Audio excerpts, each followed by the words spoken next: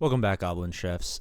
There's been a lot of slander, and I am not one for slander. Well, that's a lie. I slander many things in a non-legal sense. I slander.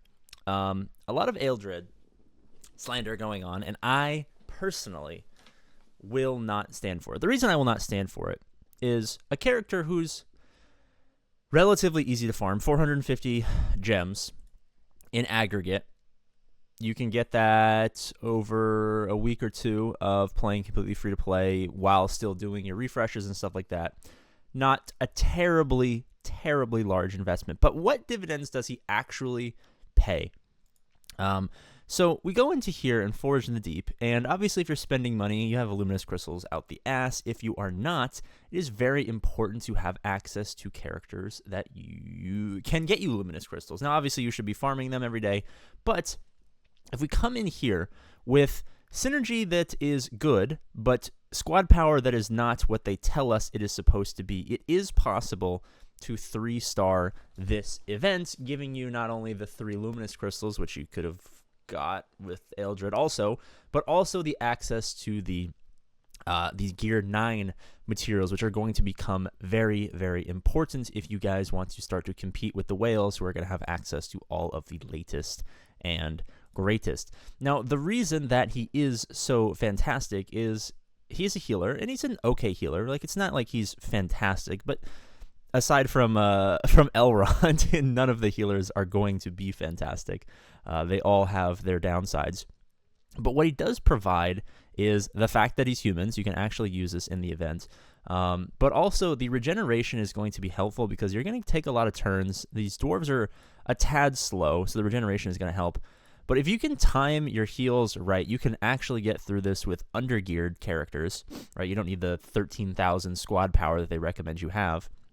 Now, as long as you can survive that last tier, where everyone's going hog wild and AoEing out the butt with a well-timed heal, you should be good. Now, the downside is it's going to take a little bit of RNG to get to the point where you go in with just enough to survive.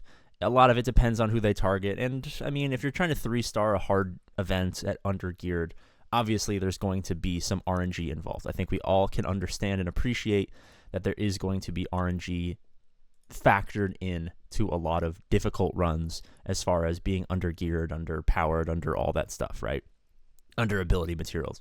And I do not have the tier 4 ability upgrade for his heal, which gives him an extra I believe 600 health. We're still doing only the bare minimum heal that he has. So, I mean, obviously, if you invest that much into him, this event is going to be a walk in the park. But as you see here, you can keep everyone mostly alive. You can get some regeneration over here. And then if we can save our heal and keep our Eothane alive into the 3rd phase, depending on turn meter, we should be able to kill at least one of the trolls, if not both of them, before the AoEs come out. And if we heal prior to the AoE from the Stone Golem or Stone Breaker, I'm actually just going to heal now. We can frequently get away with killing Brute and then almost killing Stonebreaker. If you have your Eowyn, whatever it's called, I think I actually accidentally used it. I forgot to talk that you should save that ability. Yeah, see, someone died there. So RNG is not fantastic. But if you actually have this ability over here, you can disable him from doing the AoE. Usually it's this character, it's Eldred, that dies. Obviously, you're not going to have fantastic RNG all the time, but I guarantee you that with 2 or 3 more attempts, I can 3-star this, not have to ever play it again, sim it for the rest of time. I don't have to put that much more gear into these characters as I progress into, say, Elrond, or I progress into the Witch King team. It's going to give you a fantastic ability to 3-star this, get some extra gear, prepare for that Gear 9, as you see, we're getting wrecked here. But I guarantee you that I will have this 3-starred the next video you see. All right, I'm not going to lie to you, this is my 3rd attempt. It's not as smooth as I thought it would be, but 3 attempts later, so maybe six total minutes later, I've discovered a nice strategy. If you disable Gimli absolutely loves to snipe whoever the hell is the weakest character.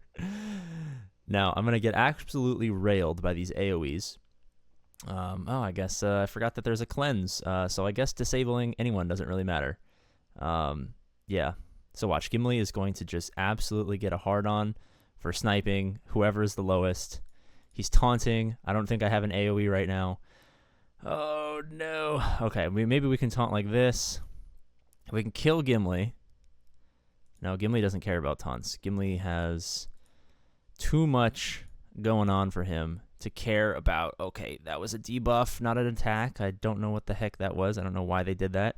That could have been a 3-star ending run, right? Oh, let's go. Come on. Come on. The troll handler is so weak.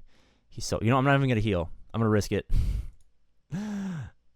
Just a flex on the troll handler. All right, 3 attempts later. 3-starred. Can sim that for the rest of my life.